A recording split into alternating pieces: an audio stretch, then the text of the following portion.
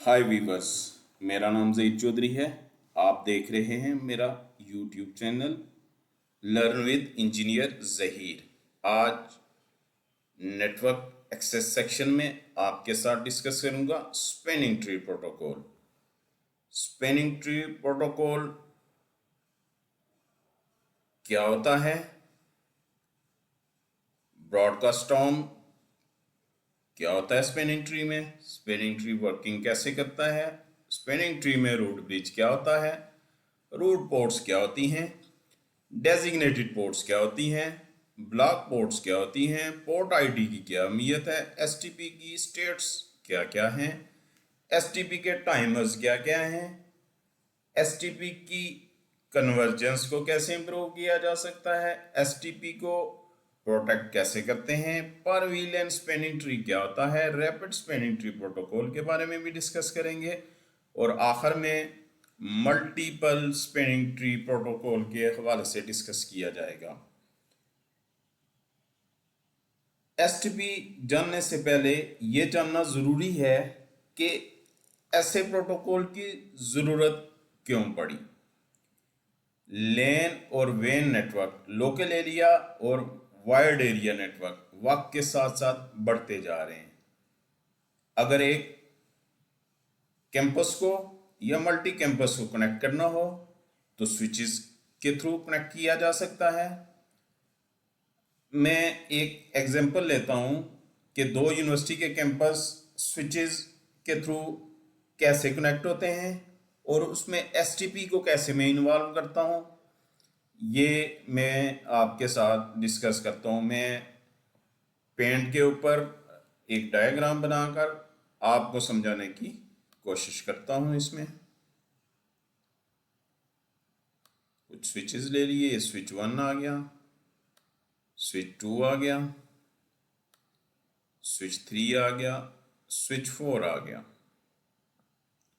इसी तरह दो पीसी बना लेते हैं। ये पीसी 1 आ गया, ये पीसी 2 आ गया। अब इनके नाम लिख लेते हैं ताकि आसानी रहे।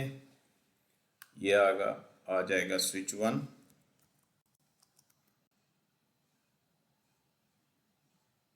ये आ जाएगा स्विच 2,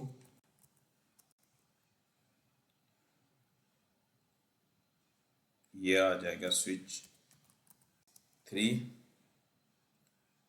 ये आ जाएगा स्विच 4, ये आ जाएगा पीसी 1, ये आ जाएगा पीसी 2। आपको इनको कनेक्ट कर लेते हैं आपस में। डायग्राम को इतनी ज़्यादा खूबसूरत नहीं है, तो आपने जो है ना इस चीज़ को ज़हन में रखना है। ठीक है जी। ये जो स्विच 1 है, स्विच 2 है, ये लेट्स से हम कहते हैं कि ये यूनिवर्सिटी कैंपस 1 के स्विच हैं। कैंपस 1, कैंपस 1 और ये कैंपस 2। लेट्स से यूनिवर्सिटी के दो कैंपस हैं, उन्होंने आपस में कम्युनिकेशन करनी है, डाटा ट्रांसफ़र करना है, कोई भी कम्युनिकेशन, टेली कम्युनिकेशन की सर्विस चलानी है, डाटा फाइलिंग, फाइल ट्रांसफ़र करनी है, वॉइस कम्युनिकेशन करनी है, वीडियो कम्युनिकेशन करनी है। तो ये एक स्विच नेटवर्क है। स्विच 1 और स्विच 2 कैंपस 1 के में लगे हुए हैं और स्विच 3 और स्विच 4 कैंपस 2 में लगे हुए हैं। स्विच 1 और स्विच 4 एक्सेस स्विचेस हैं क्योंकि उनके साथ क्लाइंट कनेक्टेड हैं, मैं कंसीडर कर लेता हूँ। और स्विच 2 और स्विच 3 जो है ना एग्रीगेशन स्विचेस हैं जो दोनों कैंपसेस को कनेक्ट करवा रहे हैं। तो क्या होगा कि अगर किसी वजह से स्विच 1 और स्विच 2 के दरमियान वाली केबल कट जाती है या स्विच 2 या स्विच 3 वाले के बीच में जो केबल है वो फाइबर केबल के ऊपर कनेक्ट हो रहे हैं तो कट जाती है, या स्विच 3 और स्विच 4 के बीच वाली केबल कट जाती है, या स्विच 2 या स्विच 3 डाउन हो जाते हैं, तो क्या होगा कि कम्युनिकेशन सारी की सारी जो है ना PC1 की PC2 के साथ ब्रेक हो जाएगी, या फाइबर केबल ब्रेक कटने से कोई एक, या कोई स्विच एक डाउन होने से, एग्रीगेशन स्विच, तो सारी की सारी कम्युनिकेशन ब्रेक हो जाएगी। तो इस तरह का नेटवर्क डिज़ाइन बस टोपोलॉजी वाला जो है ना क्रिटिकल इन्वायरमेंट या सेंसिटिव इन्वायरमेंट में जो है ना प्रेफर नहीं किया जाता। तो इसका हल क्या होता है कि एक एडिशनल केबल जो है ना कनेक्ट कर दी जाती है स्विच 1 और लेट्स सपोज हम स्विच 1 और स्विच 4 के बीच में जो है ना एक केबल कनेक्ट कर लेते हैं, ताकि इन स्विचेस के बीच में 1 और 2 और 2 और 3 और 3 और 4 के बीच में अगर केबल कहीं से ब्रेक हो जाए तो आपकी कम्युनिकेशन ना रुके। तो इस तरह की केबल क्या करेगी कि इस तरह कोई भी फॉल्ट आएगा केबल ब्रेक का तो उससे अवॉइड हो जाएगा। लेकिन स्विच नेटवर्क में क्या होता है कि सोर्स से डेस्टिनेशन तक जाने के अगर दो रास्ते हों ना, तो स्विचेस के दरमियान लूप क्रिएट हो जाता है जो ब्रॉडकास्ट स्टॉर्म का बायस बनता है और नेटवर्क को अनस्टेबल कर देता है। ब्रॉडकास्ट स्टॉर्म क्या होता है इसको समझते हैं। थोड़ा सा एक नई डायग्राम में जो है ना ड्रा कर लेता हूँ, इसको जो है ना मैं ख़त्म कर देता हूँ, न्यू कर लेता हूँ, सेव नहीं करता मैं इसको। तो ब्रॉडकास्ट टर्म को समझने के लिए मैं जो है ना कुछ ये इस तरह से स्विचेस, 4 स्विचेस कनेक्ट कर देता हूँ। ठीक है जी, ये 4 स्विचेस आ गए। ठीक है, इनको फिर केबल के थ्रू कनेक्ट भी कर लेते हैं।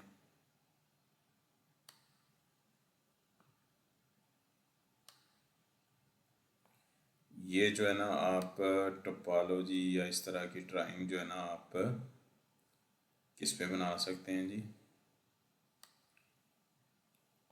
पेंट के ऊपर। ठीक है, मैं ज़्यादा इतना एक्सपर्ट नहीं हूँ, लेकिन अभी निज़ाम चला रहे हैं बना के ना कि आपको समझ आ जाए कुछ थोड़ा बहुत। ठीक है जी, अब लेट्स सपोज ये स्विच 1 है, स्विच डैश 1, ये स्विच 2 है, स्विच डैश 2, ये आ जाएगा स्विच 3,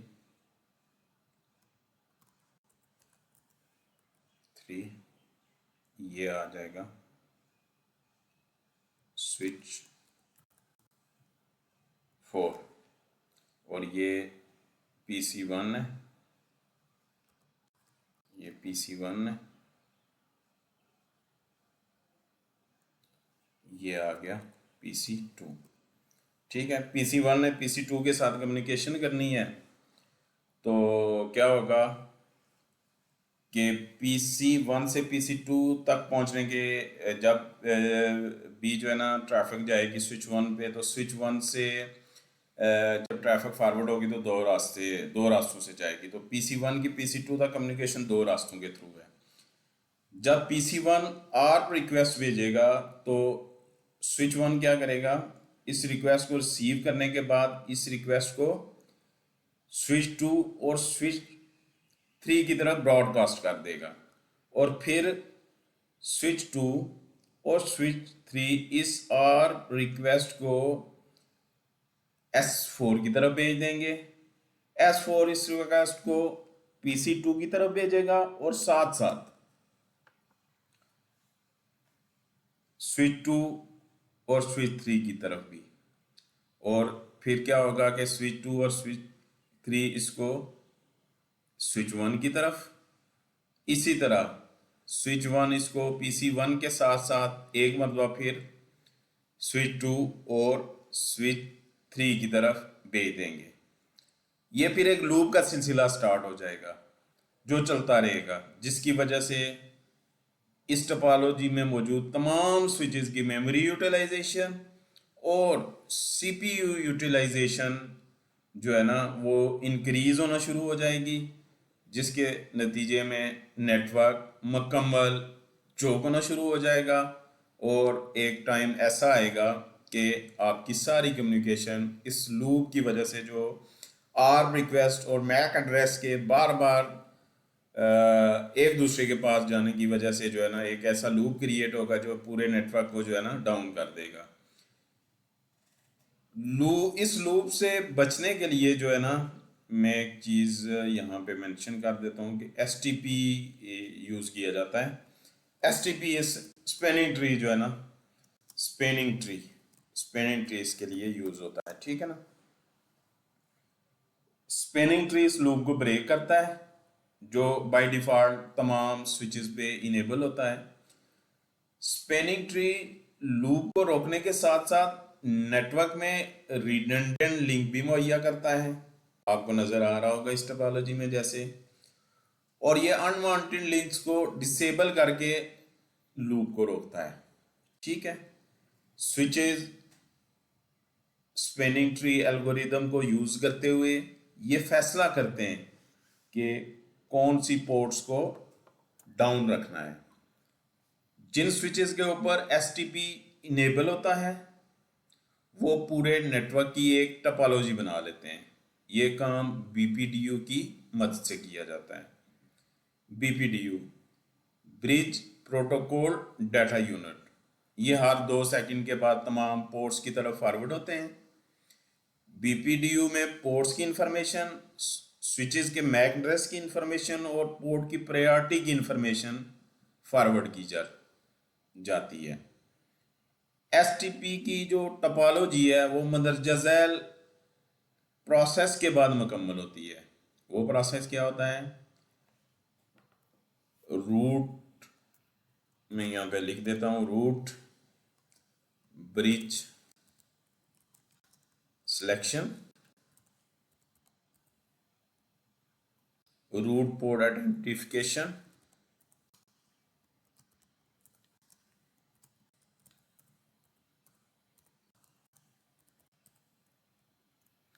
डेजिग्नेटेड पोर्ट्स और ब्लॉकिंग पोर्ट्स। ये 4 चीज़ें जो है ना इसके वर्किंग प्रोसेस में आती हैं। सबसे पहले हम डिस्कस करते हैं रूट ब्रिज की सिलेक्शन कैसे होती है। रूट ब्रिज जो है वो एसटीपी टोपोलॉजी का सेंट्रल रेफरेंस पॉइंट होता है basically. Root bridge bridge ID की बुनियाद पे सिलेक्ट होता है। ब्रिज आईडी ब्रिज प्रायोरिटी और मैक एड्रेस को इकट्ठा करके बनती है। स्विच की डिफ़ॉल्ट ब्रिज प्रायोरिटी 32,768 होती है। 32,768 ये डिफ़ॉल्ट प्रायोरिटी स्विच की होती है, जो नेटवर्क एडमिन जो है ना उसको मॉडिफाई कर सकता है। जिस स्विच की ब्रिज आईडी कम होगी वो रूट ब्रिज बन जाएगा। ये मॉडिफाइएबल होती है और ये इसको हम जो है ना 4096 की फॉर्म में जो है ना ये मल्टीपल में आ सकती है ये इसके। अच्छा, अब मैं काम करता हूँ कि एक एग्जांपल से जो है ना रूट ब्रिज कैसे सिलेक्ट होता है, एक एग्जांपल से जो है ना समझते हैं। एग्जांपल में जो है ना मैं कोशिश करता हूँ कि यही एग्जांपल ले लेते हैं, ठीक है। इसमें जो है ना लेट्स वो 4 स्विचेस हैं, 4 स्विचेस हैं और इसका नाम में जो है ना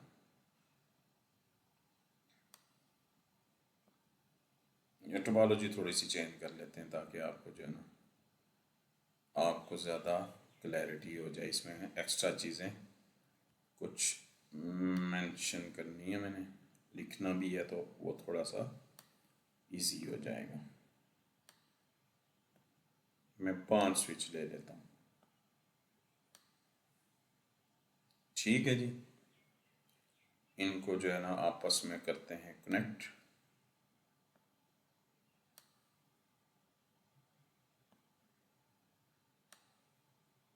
रूट ब्रिज कैसे सिलेक्ट होता है उसके लिए ये मैं टोपोलॉजी बना रहा हूँ। आपने जो है ना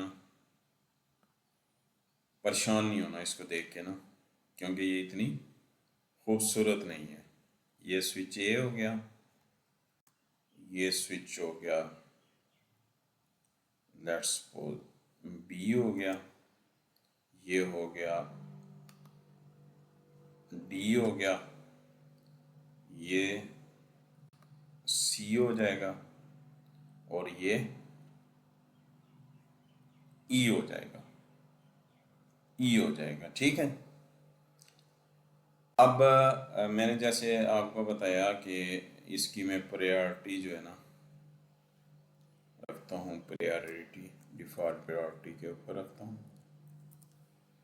priority is equal to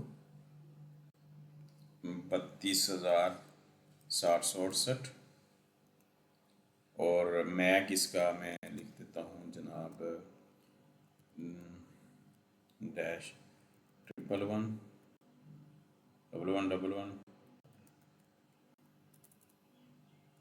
switch ए का मैक एड्रेस ये मैंने लिख दिया। ठीक है ना, इसको मैं करता हूँ कंट्रोल सी और इसको होम पे जाके जो है ना मैं इसमें जो है ना स्विच बी का जो है ना कंट्रोल वी करके इसका मैक एड्रेस में मॉडिफाई कर लेता हूँ।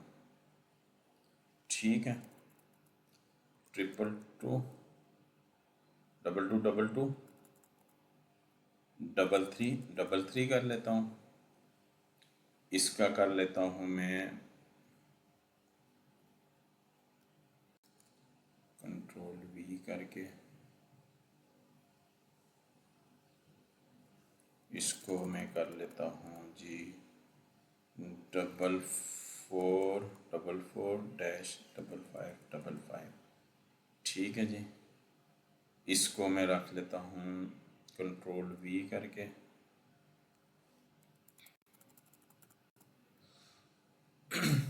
6666-7777 और इसको मैं रख लेता हूँ कंट्रोल वी करके 88। ये मेरे पास एक टोपोलॉजी आ गई। ठीक है जी।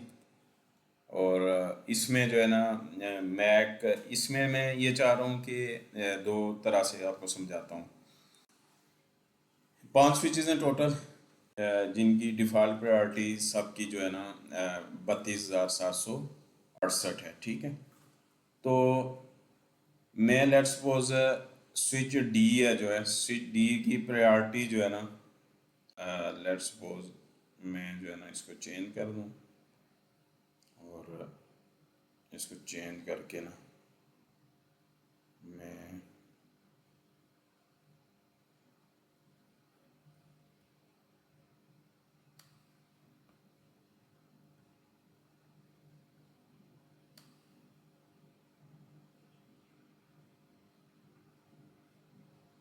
इसकी चेंज करके मैं प्रायोरिटी इसकी कर देता हूँ इज इक्वल टू 100।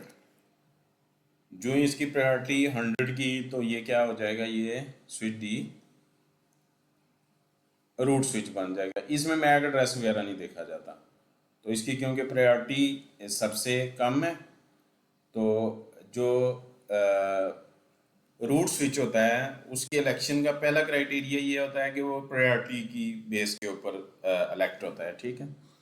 तो जिसकी प्रायोरिटी कम होगी वो जो है ना वो रूट स्विच बन जाएगा।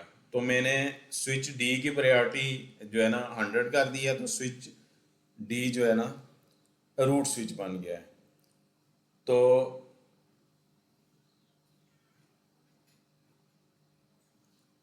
अगर लेट्स सपोज इसकी प्रायोरिटी भी यही होती है तो फिर क्या क्राइटेरिया होगा, फिर अगला क्राइटेरिया ये होगा कि लोअर मैक एड्रेस या लोअर ब्रिज आईडी की बेस के ऊपर जो है ना रूट ब्रिज सेलेक्ट होगा। तो लेट्स सपोज तमाम स्विचेस के जो है ना की प्रायोरिटी सेम है, तो सबसे लोएस्ट मैक एड्रेस किसका है, स्विच ए का। तो फिर स्विच ए जो है ना वो रूट स्विच बन जाएगा। तो आपको समझ आ गई होगी यकीनन, इसको मैं रिपीट कर देता हूँ कि जो रूट स्विच बनता है वो लोएस्ट जो है ना लोएस्ट प्रायोरिटी के ऊपर बनता है, ठीक है। तो प्रायोरिटी अगर मैंने पहले जब जैसे की थी 100 स्विच डी की, तो प्रायोरिटी अगर मैं कर दूंगा तो फिर मैक एड्रेस की चेकिंग नहीं होगी। फिर अगर प्रायोरिटी सेम होगी सबकी तो फिर जो है ना मैं लोएस्ट मैक एड्रेस की बेस के ऊपर जो है ना रूट स्विच जो है ना सेलेक्ट होगा। इसके बाद आता है आइडेंटिफिकेशन ऑफ रूट पोर्ट्स।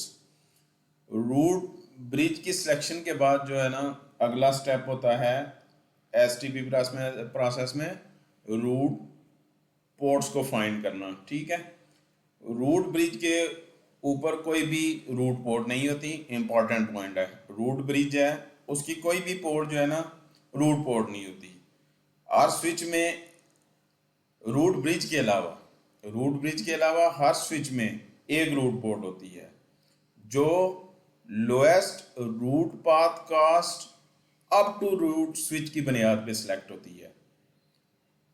जो lowest root path cost up to root switch की बुनियाद पे, ये इंपॉर्टेंट पॉइंट है इस सारी डिस्कशन का। तो जो एस टी पी में जो स्विचेस की कॉस्ट या पोर्ट की कॉस्ट होती है और उसकी बैंडविड्थ, वो उसका एक टेबल होता है, वो मैं आपके साथ डिस्कस कर लेता हूँ इधर, बल्कि नोट कर लेते हैं कि इधर लिख देता हूँ बैंडविड्थ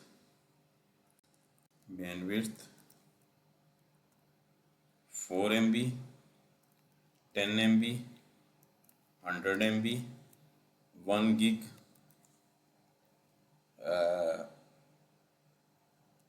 1G 10G, ठीक है। तो इसके अगेंस्ट अगर मैं कॉस्ट निकालूंगा तो 4 की जो है ना कॉस्ट जो डिफाइन है वो है 250, 10 की 100 है, 100 की 19 है, 1G की 4 है और 10G की 2 है, ठीक है जी। तो मैं एग्जांपल यही लेता हूँ इस सिनेरियो में और स्विच ए को एज ए रूट ब्रिज जो है ना इसके साथ में लिख देता हूँ कि ये रूट ब्रिज है, ठीक है, ये रूट ब्रिज है, ठीक है। तो मैंने ऑलरेडी आपको बताया था कि रूट ब्रिज के ऊपर कोई भी रूट पोर्ट नहीं होती, ठीक है। तो अब हम डिस्कस कर रहे हैं डेजिग्नेटेड पोर्ट्स का, ठीक है ना, कि डेजिग्नेटेड पोर्ट्स जो है ना वो कैसे सिलेक्ट होती हैं, ठीक है। तो मैं यहाँ पे लिख देता हूँ कि ये सारे स्विचेस आपस में 1G पे कनेक्टेड हैं, तो लिंक की स्पीड 1G है और कॉस्ट कितनी हो जाएगी 4, cost is equal to 4, 1G cost is equal to 4। इसको जो है ना दोबारा जो है ना 1G cost is equal to, क्योंकि 1G ये सारे के सारे 1G के ऊपर कनेक्टेड हैं। इसको मैं कॉपी कर लेता हूँ Ctrl+C और इसको मैं सारी जगहों पे Ctrl+V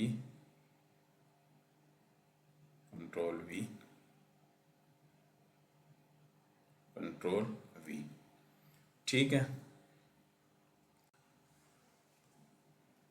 तमाम 1G की पोर्ट के ऊपर कनेक्टेड है स्विचेस, तो पोर्ट की कास्ट कितनी आ गई 4। अब स्विच ए क्योंकि रूट स्विच है तो इसकी पाथ कास्ट 0 होगी जब स्विच ए BPDU सेंड करेगा तो ये रूट पाथ कास्ट 0 एडवर्टाइज करेगा। जब स्विच ए BPDU सेंड करेगा तो ये पाथ कास्ट 0 एडवर्टाइज करेगा। स्विच बी से रूट स्विच यानी स्विच ए तक आने के दो रास्ते हैं। स्विच बी से रूट स्विच तक आने के दो रास्ते हैं, एक डायरेक्टली है और एक वाया डी है। जो डायरेक्टली है उसकी कॉस्ट कितनी बनती है 4, और जो वाया डी है उसकी कॉस्ट कितनी बनती है 4 4 4 16। तो दो रास्ते हैं, ठीक है। STP में क्योंकि लोएस्ट पाथ कास्ट की अहमियत ज़्यादा होती है, इसलिए स्विच बी की जो पोर्ट, लेट्स सपोज उसका नाम G111 कर देता हूँ मैं, जो स्विच ए के साथ डायरेक्टली कनेक्टेड है वो रूट पोर्ट बन जाएगी। तो लोएस्ट इसको जो है ना मैं रूट कर देता हूँ, ठीक है। ये रूट पोर्ट बन जाएगी, ठीक है, ये रूट बन जाएगी, ठीक है। तो स्विच डी से फिर अब स्विच डी को रेफरेंस रख लेते हैं। स्विच डी से रूट स्विच यानी स्विच ए तक जाने के भी दो रास्ते हैं। पहला रास्ता स्विच बी है जिसकी पाथ कास्ट 8 है, और दूसरा वाया स्विच ई है जिसकी पाथ कास्ट 12 है, ठीक है। तो स्विच डी पर जो पोर्ट वाया बी जा रही होगी जिसकी रूट स्विच तक पाथ कास्ट 8 है वो रूट पोर्ट बन जाएगी। तो स्विच डी पर जो रूट पोर्ट होगी वो मेंशन कर लेते हैं, ठीक है।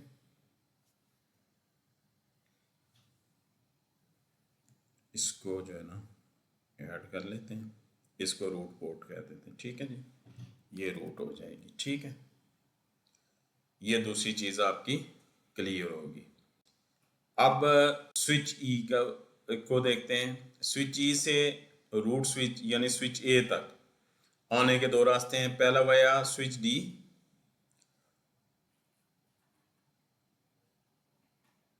जिसकी पाथ कास्ट 12 है, और दूसरा वाया स्विच सी जिसकी पाथ कास्ट 8 है।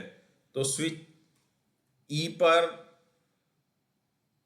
जो पोर्ट वाया सी जा रही है वो रूट पोर्ट बन जाएगी। तो इसके ऊपर मैं जो है ना रूट कह देता हूँ, ठीक है, लिख देता हूँ, ठीक है। और इसी तरह बिल्कुल इसी तरह स्विच सी से जो रूट स्विच यानी ए तक के भी दो रास्ते हैं, एक डायरेक्टली और दूसरा वाया ई। डायरेक्टली पाथ कास्ट 4 है और वाया ई की 16। इसका मतलब ये होगा कि स्विच ई की डायरेक्टली जो कनेक्टेड पोर्ट है वो रूट पोर्ट बन जाएगी। तो सी की जो है ना जिसकी path cost up to root switch कम है वो रूट पोर्ट बन जाएगी। तो आपने देखा कि switch B C D E पे आर स्विच पे एक एक पोर्ट रूट पोर्ट बन गई है, ठीक है। तो अब इसके बाद हम इसके बाद हम डिस्कस करते हैं डेजिग्नेटेड पोर्ट्स। एसटीपी प्रोसेस में जो तीसरा स्टेप आता है वो डेजिग्नेटेड पोर्ट को आइडेंटिफाई करना होता है। हर नेटवर्क सेगमेंट में एक डेजिग्नेटेड पोर्ट होती है, ठीक है। हर नेटवर्क सेगमेंट में एक डेजिग्नेटेड पोर्ट होती है।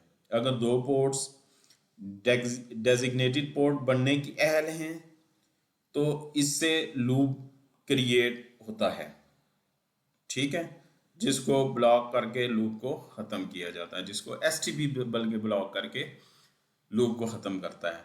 रूट पोर्ट की तरह डेजिग्नेटेड पोर्ट भी रूट ब्रिज तक लोएस्ट पाथ कास्ट की बुनियाद पर डिटरमाइन होती है। इंपॉर्टेंट पॉइंट है, इसको मैं रिपीट कर देता हूँ।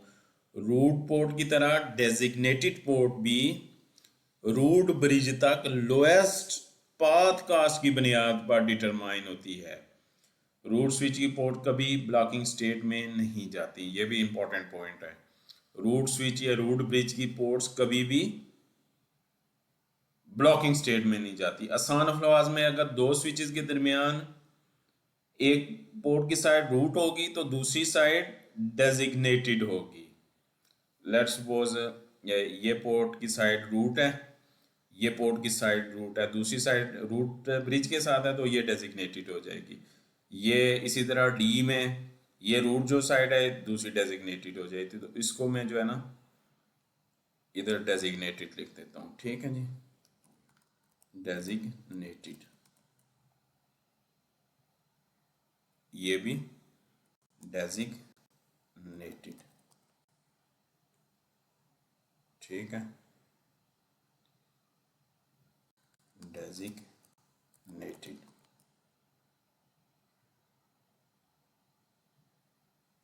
डेजिग्नेटेड एक साइड अगर रूट पोर्ट होती है तो दूसरी साइड पे डेजिग्नेटेड होती है। अच्छा, स्विच डी और स्विच ई के दरमियान जो नेटवर्क का सेगमेंट है उसमें कोई रूट पोर्ट नहीं है, क्योंकि दोनों पोर्ट्स डेजिग्नेटेड बनने के अहल हैं। चूंकि दोनों पोर्ट्स डेजिग्नेटेड बनने के अहल हैं, लिहाजा एसटीपी ने इनके दरमियान लूप को डिटेक्ट किया है। इनमें से एक डेजिग्नेटेड और दूसरी ब्लॉक पोर्ट हो जाएगी, ठीक है। डी और ई के दरमियान में कोई भी पोर्ट रूट नहीं है, ठीक है। अमूमी तौर पे जिस स्विच की पाथ कास्ट लो होगी उसकी पोर्ट डेजिग्नेटेड हो जाएगी, जिस स्विच की पाथ कास्ट लो होगी उसकी पोर्ट डेजिग्नेटेड हो जाएगी, जिसकी पाथ कास्ट हायर होगी वो ब्लॉक हो जाएगी। तो इस टोपोलॉजी में पाथ कास्ट में टाई है, ठीक है। स्विच डी से भी उधर तक पाथ कास्ट सेम है और स्विच ई से भी पाथ कास्ट रूट ब्रिज तक सेम यानी 12 है, ठीक है। दोनों स्विच से, स्विच डी से भी रूट तक 12 है पाथ कास्ट और ई से भी। इसके बाद lowest bridge ID as a tie breaker के तौर पे इस्तेमाल होगा। स्विच डी की priority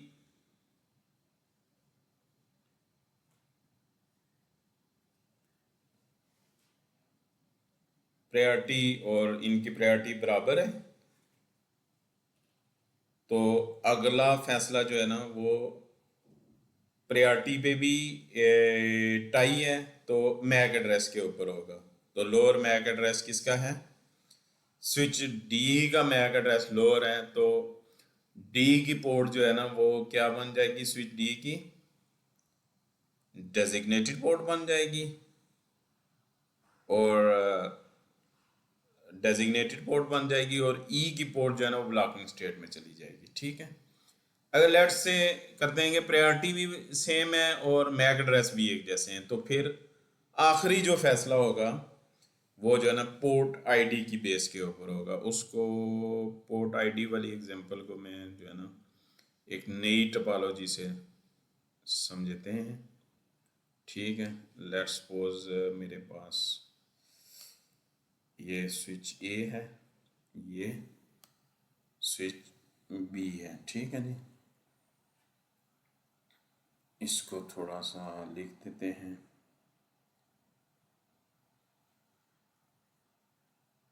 switch A root bridge,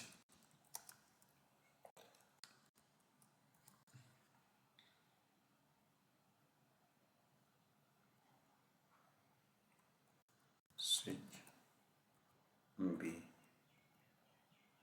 ठीक है जी। ये दोनों स्विचेस जो है ना आपस में हैं, तो अच्छा कनेक्टेड है।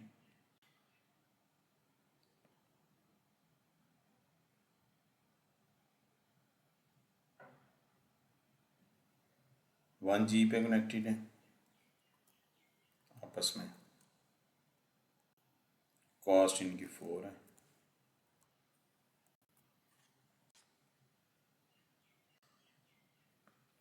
कंट्रोल सी,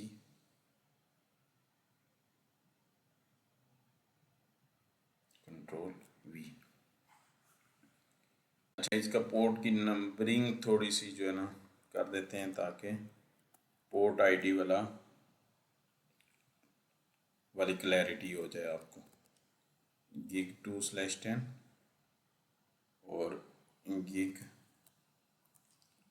2/11 ये हो जाएगी gig 2/23 और ये हो जाएगी gig 2/24।